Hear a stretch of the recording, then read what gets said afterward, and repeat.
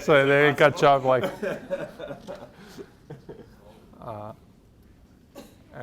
So okay, so here now what? So this is basically about basically dielectric constants, okay, in insulators.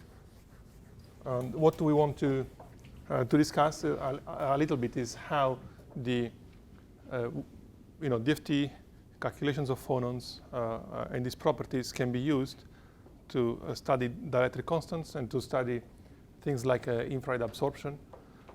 So this is mostly of interest to those who are looking at, I would say, insulating materials like oxides, multifunctional materials, and things like that.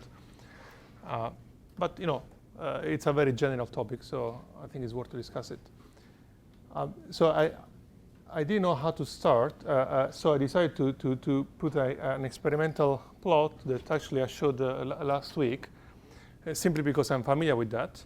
It's something that has been measured by basically a group of collaborators in Oxford, and that's basically a measurement of optical absorption in a perovskite. Okay, so nothing really complicated. So the reason why I'm showing this is that it contains a bit everything that we need to know about dielectric functions in semiconductors and insulators.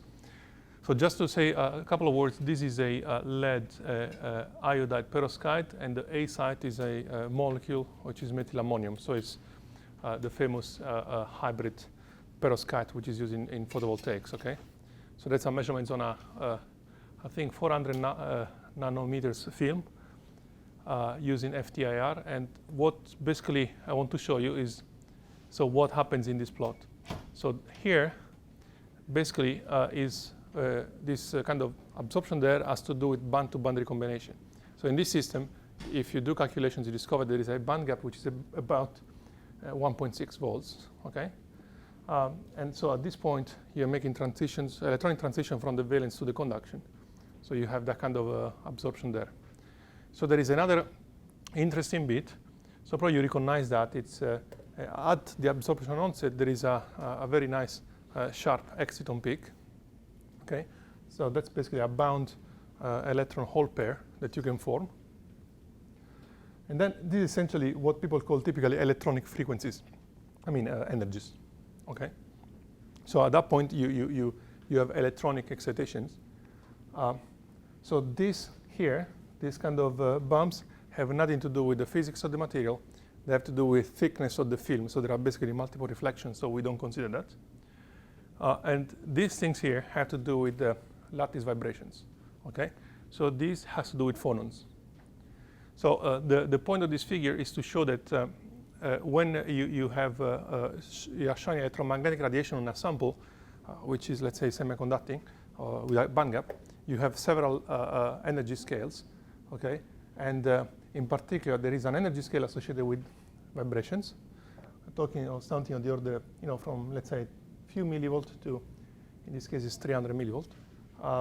And then there is an energy scale associated with electronic excitations.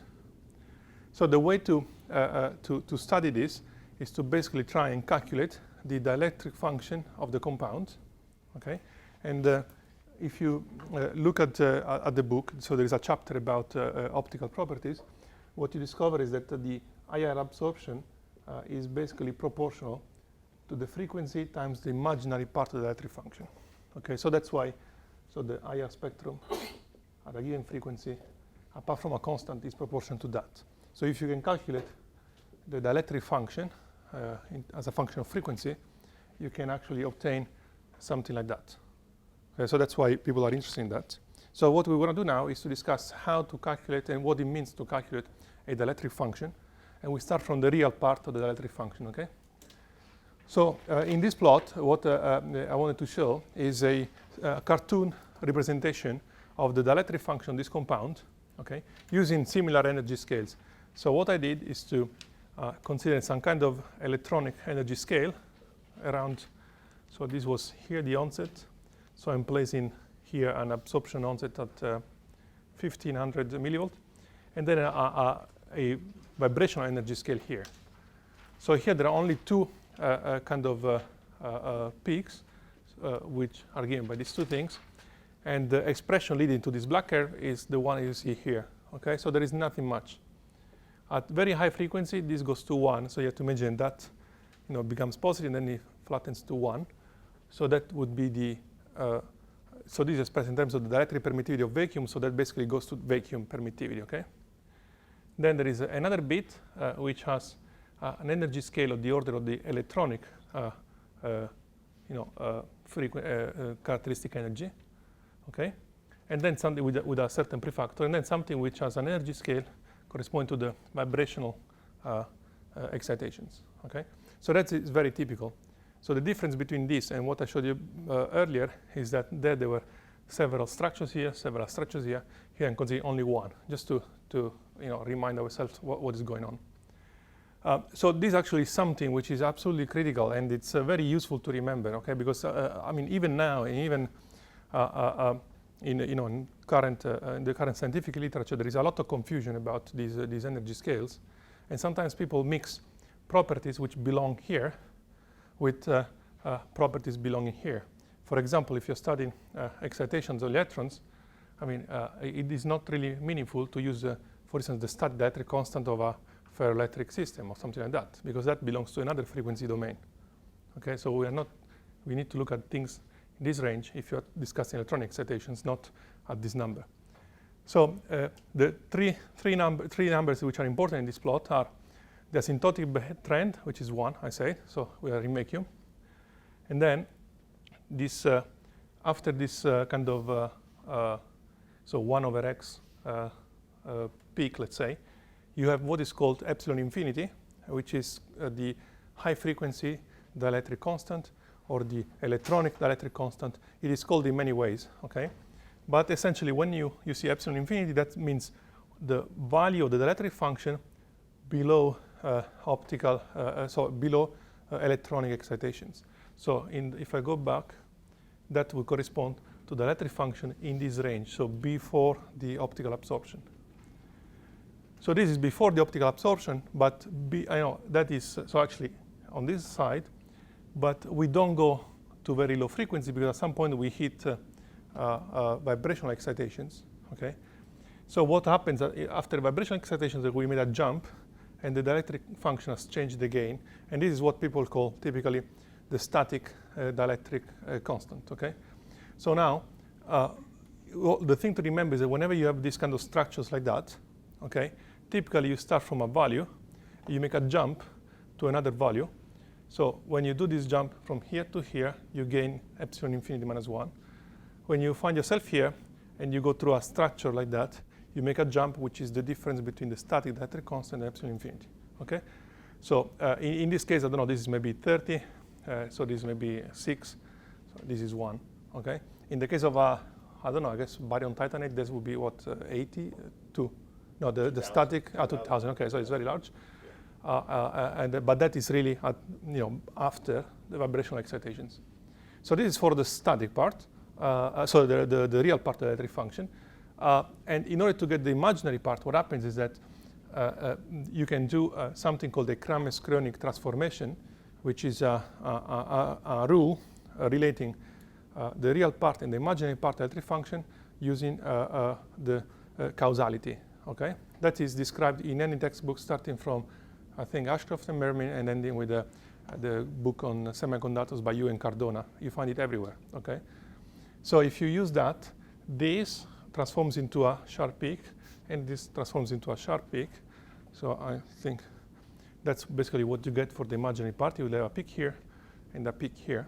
And for the infrared absorption, so you have a bunch of peaks corresponding to all the phonons. So that's basically the origin of that. So this is a very simple cartoon to navigate a bit the dielectric function. And the bottom line is that really there are two different worlds. I want us to be very carefully not mixing them up. So what we want to do now is to forget this part and concentrate on everything that happens starting from this point, let's say, going to small frequencies. So tomorrow we will actually discuss instead optical excitations in the, involving electronic transitions. So for today, we just start from below the optical absorption onset and we go down in frequency Okay. So the goal of this operation now is in this lecture is to try and find out the relation between various properties of the material and the dielectric constant. Okay. So this unfortunately requires some steps, some mathematical steps, and what I try to do is to basically propose them in the simplest possible way I can imagine. Okay.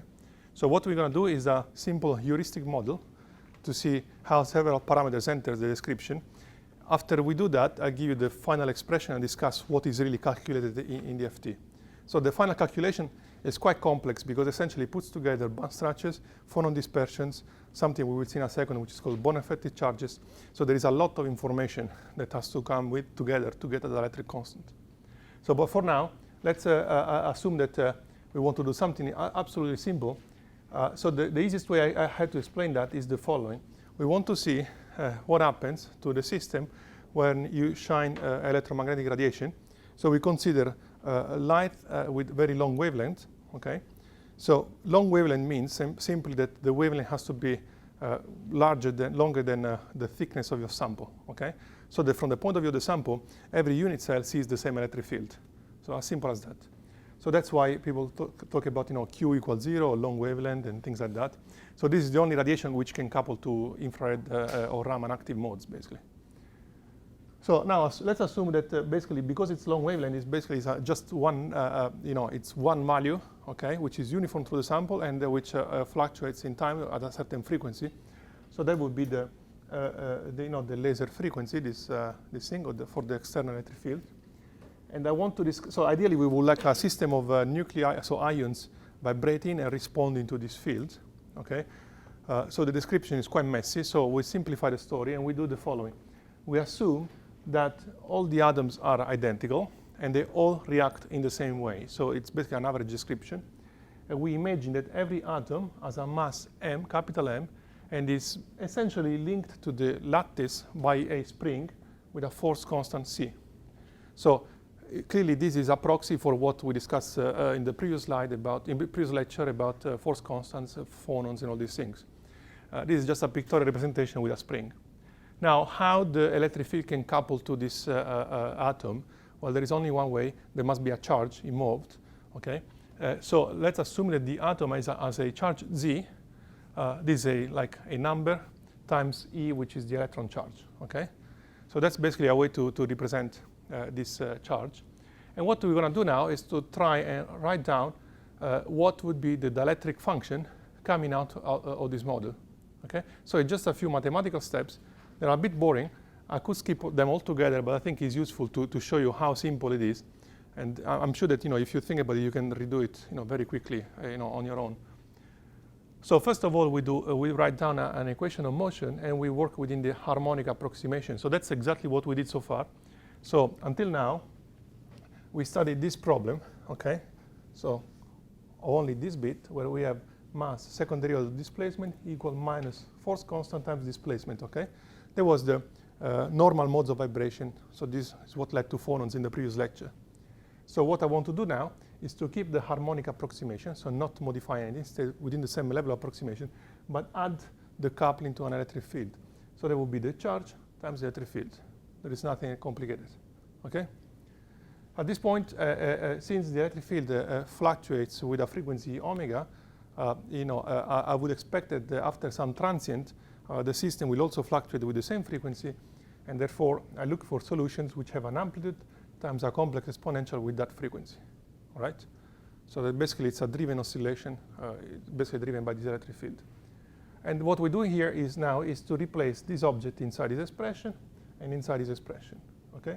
Since the electric field has already a complex exponential, that will drop out. And what we find, since this is a second derivative, I omega square, so this is the term on the left. This has only the amplitude because I dropped that. This has only the amplitude because I dropped the complex exponential. So that's basically actually, maybe this is not, I don't know if you remember that, but this is something that it is described probably in, again, Kittel, page 20 or something. So it's really, the most basic thing you can do about solids. So clearly, we don't want to stop here. We will go a bit beyond that, but let's see how it goes. So this is a forced oscillation, which gives us the the amplitude, okay, of this displacement once we know the electric field. But that's not very useful as an expression. In order to get something a bit more useful, we can consider a situation where there is no electric field. So we looked for the eigenmodes of vibrations, or the eigenfrequencies. So if I drop that, I get exactly the same expression, but without the electric field. So it's trivial. Now, there is only one frequency for which this equation can be true, and that's basically the eigenfrequency. So I call it omega naught. That's basically the counterpart of the phonon frequencies we discussed in the previous lecture. Okay. Now, if I take the difference of the first equation minus the second, on this side I have mass omega naught square minus omega naught square, amplitude equal charge times electric field, and that's it. So I can invert and obtain the displacement amplitude, and that's basically my result. So displacement amplitude has to do with the mass, the charge, the eigenfrequency, the amplitude of the electric field, and the frequency of the electric field. Okay, so that's it. So that's basically the most important bit, and that's essentially the displacement of a forced oscillator. There is really nothing more than what one sees in Physics 101. I mean, it's just the same. So now, where the solid state physics come in, basically what we can think of is the fact that this is a displacement of a particle out of equilibrium position, and this particle carries a charge. So what do we expect? We expect that this displacement will lead to a formation of a dipole. So we can ask, what is the macroscopic dipole of this sample under this electric field? So this is just the same expression for displacement to remind ourselves. So the dipole, in the most brutal approximation, can be calculated taking basically the dipole, so the charge times the displacement, okay, divided by the volume, assuming that there is only this atom in each unit cell. Okay, that's basically what is called the macroscopic polarization. Now, if you've been working in the area of ferroelectrics, multiferroics, and things like that, you probably know that this definition is not correct because it misses essentially some concepts which have to do with Berry phases in extended systems. So we will not discuss that because it's a bit too advanced, but the final result will be the same. So we don't bother with that too much, okay? So this is our simplified definition of the dipole. And now what we can do is the polarization. And this polarization, we can now write it better by using the fact that U is equal to U naught times the complex exponential. So, and I can write it also as a amplitude times the complex exponential. So that gives me a way to write down the polarization as basically charge times amplitude, and continue like that in order to find a relation between the polarization, the electric field, and the dielectric constant. So that's just a definition, okay? So if I do this operation and I consider that I'm below vibrational, so electronic excitations, electrons always react with a polarization which is already epsilon infinity times the electric field.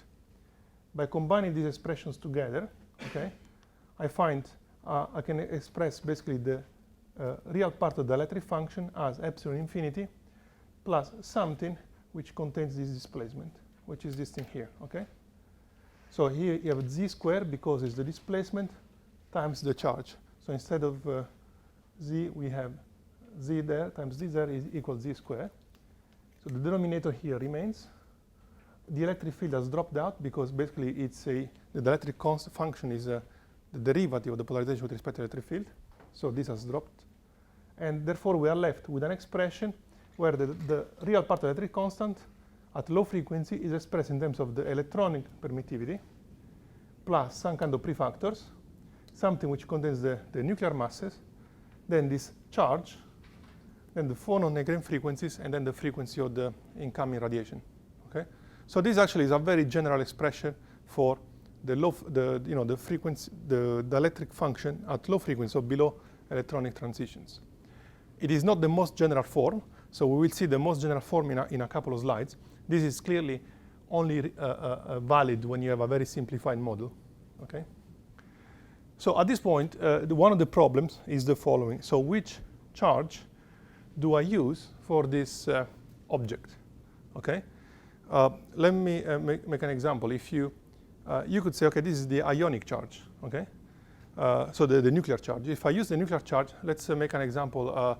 yesterday we were doing strontium titanate. So I could do a calculation where titanium is including or excluding semicore states. In that case, the ionic charge will change. So I will get different numbers. That's not that's not physical. So clearly, there must be a more robust way of defining, of linking basically this charge to some physical property of the system. So the actual charge that people use is called the Born effective charge, okay? And that's really a key piece of information when you study electric properties of materials. So how can we define it? Well, there is actually a very simple way to define this charge, which is related to this model. And that's not very far from what people do, using a more formal approach. So if you look at that, this is basically the relation between the macroscopic polarization, which you can measure, okay, experimentally, the displacement of an atom, and this charge, okay? And here I'm asking the question, how do I define the charge? I don't know. It could depend on the ion. It could depend on the C2 potential. It's a bit complicated. But this relation actually can be useful because what I could do is to do the following. This is a property that is well defined, the macroscopic polarization, and one could measure. So if I take the derivative of the polarization with respect to the displacement of one atom, I find this charge, okay? So I can actually define the charge as the derivative of the polarization with respect to the displacement. There is an alternative way of doing it. So the force on this particle is Z times the charge of the electron here times the electric field. So I could do the derivative of the force with respect to the electric field to get the charge again. So essentially there are two equivalent definitions of this charge. One is the change of polarization as I displace one atom, and the other one is the change of the force on that atom as I modify the electric field. So these two definitions are identical. These are the two definitions which are used in DFT calculations of these kind of charges. So what is interesting here, if you think about it, 3 seconds ago I said, oh, what do we use for this number? I don't know. It's an ionic charge. It's a nuclear charge. By using this trick, we are saying, I don't care, because if I can just calculate or measure the polarization, then modify an atomic position, so this is completely defined by this relation, okay? So I don't need to decide what is the charge of something. So my charge is just a relation between the polarization and the atomic positions. There is nothing really. So essentially, is a definition which can also be used in experiments in practice. So I don't need to don't need to make any choices about this number, okay? So once we do that, at this point, we can, so we have clarified how this could be obtained, and I will tell you a bit more details on how calculations are done. But we have this expression for the dielectric function, which is fine. So what I would like to discuss now is the static dielectric constant. That corresponds to taking the frequency of the electric field, setting it to 0, basically below all the vibrational excitations. So this goes to 0. And I get this expression, okay? So that's the same, but I just dropped this bit. So the important bit here is that if you look at that, the dielectric constant relates to, well, the epsilon infinity, which is the contribution coming from electronic transition, plus something which has to do with the nuclear masses, with these Born effective charges, this Z that we discussed, and with the phonon frequencies, okay? So whenever you want to engineer a material which has a very large dielectric constant, the way to do is to basically work on the mass, on the frequency, and on the Born effective charges. Okay, so that's as simple as that. Again, in a second we'll see something more accurate, but this is basically the bottom line. There is nothing more complicated than that. So before I told you that there is a relation between the infrared absorption and the imaginary part of the electric functions, okay? So to get that, what we can do is to try and take the imaginary part of the dielectric function by performing a Kramer-Kronig transformation on that. So just to make it clear, a Kramer-Kronig transformation, very brutally, does the following. Whenever you have a function which looks like that, okay? So 1 over x, the Kramer-Kronig relation transforms that into a delta function, okay? So that's what it does. So whenever you have a 1 over x, you get a delta function peak.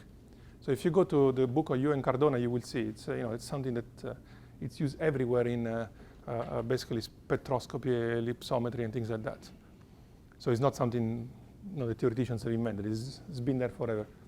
So if I use a Kramer-Screening relation now, so these kind of things will become a delta function. So what I can expect is that instead of these denominators here, how we'll have, so this is basically 1 divided omega naught minus omega plus 1 divided omega naught plus omega. So we find two delta functions, one at positive frequencies and one at negative frequencies.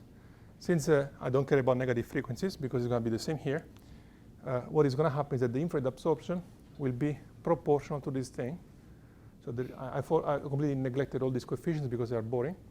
And what you can see is that in the case of the infrared absorption, the only thing that matters is the Born effective charge.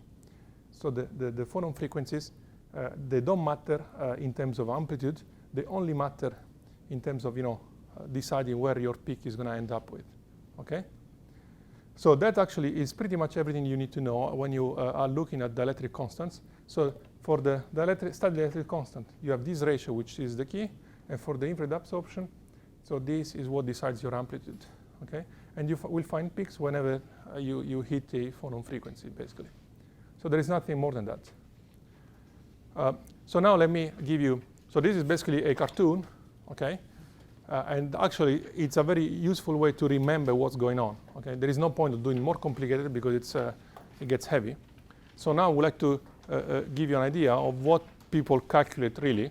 And again, as in the case of phonons, the concept is the same, but we don't have one particle moving in one direction. We will have many atoms, 3 Cartesian directions, so it gets a mess. Okay, I mean it's not a mess, so you don't need to do it by hand every time. You just put in a software, and the software does it for you. But to remember, I mean that's the way we do it. So essentially, the expression is almost identical. So if you look at that, epsilon infinity, 4 pi epsilon naught, masses, z square, frequencies. So the actual expression for the calculation, maybe I'll go this way, as again epsilon infinity, e squared divided 4 pi epsilon naught, volume, masses, Born effective charges, and frequencies. So there is nothing different, okay? But clearly you see there that there are many indices. So now we moved from scalars to tensors. So the dielectric function is not a scalar, it is a tensor. So that has to be taken into account. So what do we see here? So this thing is the high frequency dielectric constant tensor, okay? So that depends on your material, and that can be calculated. All right, so today in the tutorial, at the end of the tutorial, you will see some calculations of high frequency permittivity tensor for, I think, gallium arsenide and strontium titanate. Okay, that will be in the exercise. Then this bit is what we discussed in the previous lecture, which is basically phonon eigenfrequencies. So to get those numbers, one takes the dynamical matrix, does the calculation of the potential energy surface, diagonalizes, and these are the numbers. And in particular, since we're looking at long wavelength, these are only the vibrational frequencies at q equals 0. So in the case of these dispersions of diamonds, we've seen things throughout the Brillouin zone. So this corresponds only to one point, which is q equals 0. That means flat electric field, which is uniform, okay? So this is the only wave vector which can couple to infrared active modes. So now we have another 2 bits to look at. So these things, now, you can imagine those are like, these are the charges of the atoms. But if you think about it, this is a sum. So before we had only, one fraction, because we consider one frequency of oscillation. If you have many vibrational modes, you will have a sum over all the vibrational modes. Each of them contributes. And for each of them, we have some kind of charge here. So what is this? Well, it's not the charge of an atom. It is something which is called the effective charge of a phonon eigenmode. Okay? So that's just a theoretical construction, which is essentially a sum of effective charges of the atoms weighted by the vibrational eigenmodes. Okay? I know it's a bit messy, but it's just, if you work out the theory, it comes out like that. It's nothing really difficult or conceptual. This is basically the same thing. You will find this if you just rewrite the model I showed you before, but take into account many atoms and 3 Cartesian directions. That's identical. It's just slightly more complicated to write down. So this charge now is a mode effective charge, and it's basically an average of the Born effective charges with respect, so over the phonon eigenmodes. So basically, each vibrational mode carries one effective charge, if you tensor. Okay. Now the question is, so at this point everything is well defined, so there is nothing else to know. So this is basically something that can be calculated. If you set the frequency equal to 0, you can get the static dielectric constant. And this is an example of a calculation done by one of the postdocs in my group, Miguel Perez Osorio. And essentially what he calculated is the dielectric constant at low frequency of the perovskite that I showed you at the beginning. So what you see basically is that from the epsilon infinity, so the electronic transition, so this is about 6, you start hitting some phonon eigenmodes, and for each eigenmode you get this kind of 1/x behavior, and you go down a little, you go up a little bit. So you have a jump, a jump, a jump, you keep going, and for each vibrational eigenmode you get that. So in the experiment, typically you see something broader, simply because here we are not including any vibrational lifetimes. If we were to include broadening, this would merge and become a continuous line. But the important bit is at this point, when you add the contribution for each vibrational mode, you hit a value which in this case, I guess, is around 25. So that's what he obtained for the static dielectric constant, while about 6 was the high frequency. And when you look at the experiment, so the high frequency was 6.5, and the static was 30.5, okay? So here the deviation is of the order of 10%, which is reasonable. It's a typical value for DFT. Here the deviation is a bit large, but I need to say that this is a material which was developed, discovered 4 years ago, basically. So there is still a lot of variability in the experimental reports. So we believe this is one of the probably most accurate numbers, but the samples are not yet perfect. So I wouldn't exclude that in the next couple of years, this number will go down and there will be a bit of better agreement. So we're not comparing with a perfect sample, basically. So, but in general, these calculations are typically very accurate. This is basically, for the same compound, the infrared absorption spectrum, okay? So if you look at this thing, you do the Kramers-Kronig relation to get, vibrational peaks, and you multiply by the frequency. So basically, Kramers-Kronig get the imaginary part multiplied by the frequency. So from this, you obtain the calculated IR spectrum, okay? So that's the blue line. And so this black line is the same that I showed you at the very beginning, the first slide. So this is the portion of IR absorption which was coming from the vibrational region, okay? From 300 millivolt down. So this is the experiment, and these are the DFT LDA calculations. So you can see basically that the peaks are not in perfect alignment, but the agreement actually is pretty good. Okay, so this is quite a big system. So the calculation involves, in this case, 48 atoms. So it's a difficult calculation. I mean, and that gives you an idea of how accurate you can be. So now, for instance, there is something interesting for us, which is the fact that this thing does not seem to show up. So it's a bit of a mystery. Now there are a few groups which are looking at this anomaly, which could have something interesting in it.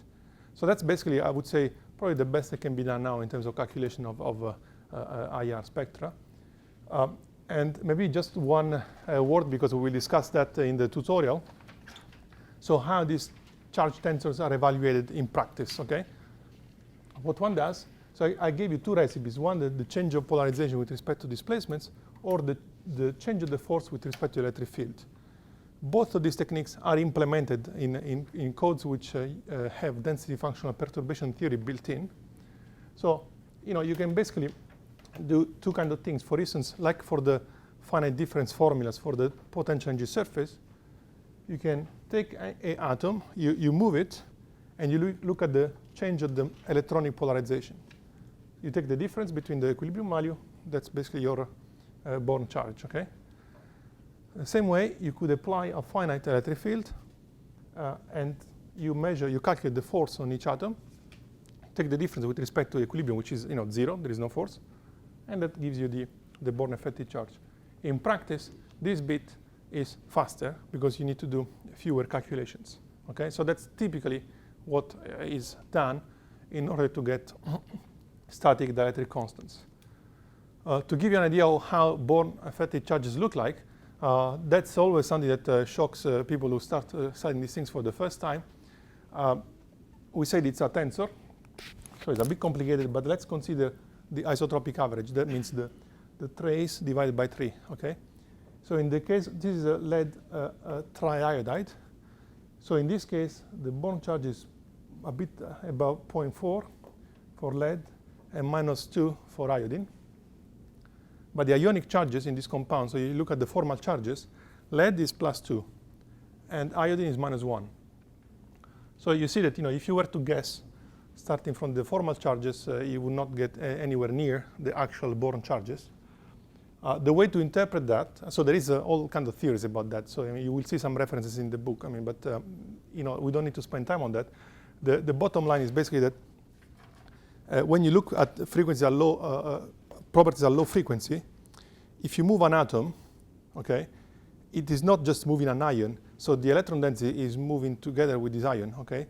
So there is a bit of density rearrangement, which has to do with the ion carrying with itself a bit of charge, but also, so if I get closer to a certain bond and I get further from, so to a certain atom and I get further from another atom, there will be a redistribution of charge in these two bonds, and that actually counts when you go calculating the Born charges. So typically Born charges are not identical to the formal charges. In fact, I think there are very large values in ferroelectrics and things like that, precisely because there is a lot of charge rearrangement, okay? And so I wanted to, at some point, to put a slide on this, but I will skip it because it's really way too technical. So I will not say that, so this is the last slide. Essentially, this is for those really who are interested in electric properties, like ferroelectrics, multiferroics. There is a problem in solids of placing an electric field in the system, because if you can imagine that the electric field corresponds to a potential which is like a straight line, so a line going, basically, so if you have a constant electric field in the system, the corresponding potential is minus E times X, suppose. So that means that it will be something going like that. But if your crystal is infinite, this goes to plus infinity, this goes to minus infinity. So you will find regions in space where actually the valence electrons are above the conduction electrons somewhere else. So essentially, Zener tunneling is a disaster at the system. Essentially, calculation cannot converge. So people develop techniques which to address this problem. And this led to the development of what is called the modern theory of polarization, which was initiated by David Vanderbilt at Rutgers. So you have some references there. So now it is possible to do calculations with finite electric fields, but the technique is a bit more complex. Okay. So I guess this is the end of the lecture, right? So if you have any questions, otherwise we go happily for lunch.